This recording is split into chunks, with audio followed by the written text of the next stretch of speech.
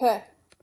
The moon's craters are remnants of meteorite collisions. Suppose a fairly large asteroid that has a mass of 5 times 10 to the 12 kilograms strikes the moon at a speed of 15 kilometers per second. At what speed does the moon recoil after this inelastic collision? This inelastic collision means that they're going to stick together. They're not going to bounce off each other. The asteroid is going to impale itself into the moon. And the mass of the moon is 7.36 times 10 to the 22 kilograms. So this is going to be a collision problem, so this means we'll want to use the conservation of momentum. So that this will have the total initial momentum of the system has to be equal to the total final momentum of the system, and momentum is mass times velocity. So we'll start again with our conservation of momentum.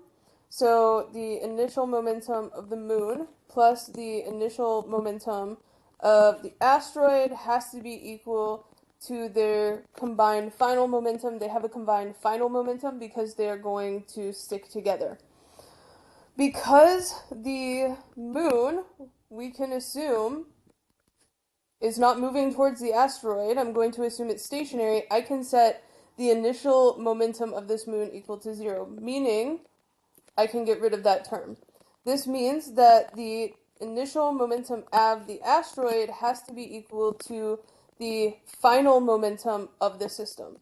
So we'll have the mass of the asteroid times the initial velocity of the asteroid, and this has to be equal to the combined mass of the moon plus the asteroid times their final velocity. So the final velocity will be equal to the mass of the asteroid times its initial velocity divided by that combined mass, because they're going to stick together, and we will get 5 times 10 to the 12th times 15. Oh, but this is in kilometers per second. We need this in meters per second. So 15 kilometers per second is 15 times 10 to the third meters per second. And then we're going to have the combined mass, 10 to the 12th plus 7.36 times 10 to the 22.